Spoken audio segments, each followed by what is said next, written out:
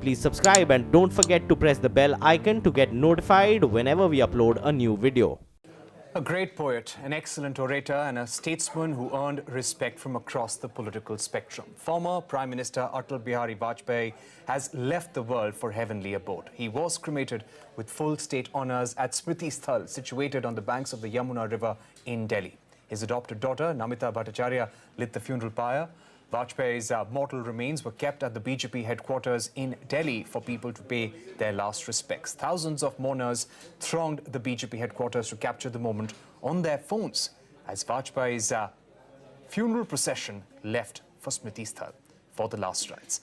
Prime Minister Narendra Modi and BJP President Amit Shah led the funeral procession. Thousands of mourners accompanied Vajpayee before he made his final journey. Atal Bihari Vajpayee is not just remembered as a dynamic politician. His historic achievements as a Prime Minister of India had put the country squarely on the global map. So what are Vajpayee's unforgettable triumphs? Joining us right now is a very special guest, former Member of Parliament, Mr. LK Singh, somebody who was Secretary to Atal Bihari Vajpayee in the Prime Minister's office, to whom Mr. Vajpayee literally had delegated all economic responsibilities in his government. Mr. LK Singh, thank you very much for speaking to CNBC TV 18. You know, earlier in the day when we were talking to you, you recalled how the Pokhran nuclear test, the second Pokhran nuclear test, was one of the most defining moments in Vajpayee's career, because that showed he was willing to take big risks for the greater economic security of the country. Why was that, sir? Well, I must say that the idea of a Pokhran test was something which was also seriously considered during the tenure of Prime Minister P.V. Narasimha Rao. And for understandable reasons, Narasimha Rao was a very sagacious man. He felt that India, having just got out of the balance payments crisis in '91, could not undertake another risk of an explosion of this kind, which would understandably lead to strong sanctions from important developed countries. India at that time was an important recipient of international assistance and assistance from the International Monetary Fund and the World Bank. So Mr. Vajpayee had weighed this option, but he took the risk. He went ahead with the Pokhran, recognizing that India must get into the big league, that India must really have a strong presence on the nuclear table, and to really make the world recognize not only its scientific prowess, but its ability to take difficult decisions. Mr. Vajpayee did so. In spite of the attendant risks, he asked us in the Ministry of Finance to prepare concept papers on what the economic consequences would be. He personally monitored almost every day the possible reactions and the counter-reactions.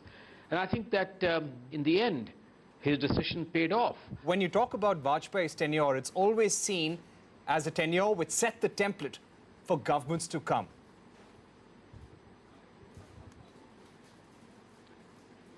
Well, he set the templates in many ways. He set the template, most importantly, that he never allowed important national decisions to become a hostage of either compulsions within the government or outside the opposition, or become a hostage of what international consequences would be. Take the case of telecom, for instance. In the case of telecom, you will recognize that he had inherited a legacy of these private telecom companies having made preposterous bids, Indian banks having lent very large amounts of money. You recognize that telecom was an important forerunner of other kinds of multiplier changes. He was far-sighted enough to recognize that telecom was just a name that the entire world of the information technology revolution and all its consequences in what we now call Mr. the Singh, fourth and the fifth generation. If I can interrupt, he took that the risk. cheap call rates that we enjoy now, we owe that to Vajpayee. But I guess there is an interesting story behind the deregulation and shift to the revenue sharing model in the telecom sector.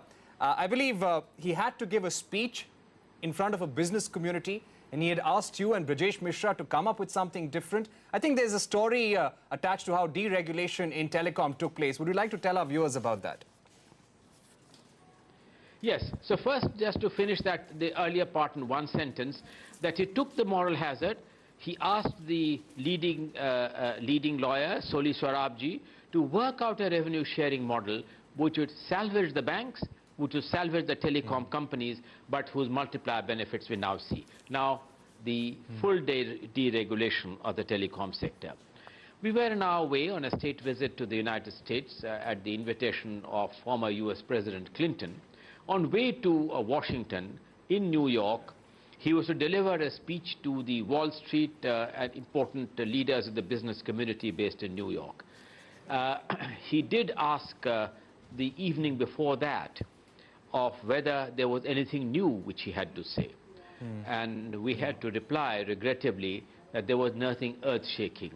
He said in some disgust that what is the use of delivering, calling these people, if I have nothing new to say? Think of a big idea. We discussed among ourselves, and this idea came that why doesn't he announce the full deregulation of the telecom sector? He asked us what the consequences were. I said that one of the consequences would be that all of a sudden the capex of many existing telecom companies may take a hit. He said, what are the benefits? I said, benefits would be that increased competition would lead to lower call rates, greater access to data and voice telephony. He said, let's go ahead with doing that, but being a constitutional man, he said, do check up with the then telecom minister, Rambilas Pasman, and we made late-night telephone calls to Mr. Rambilas Pasman, who happily consented that if we felt that this was necessary, the Prime Minister's call, it was the Prime Minister's call, and he did announce the deregulation of the telecom sector. NK Singh, thank you very much for speaking to CNBC TV 18.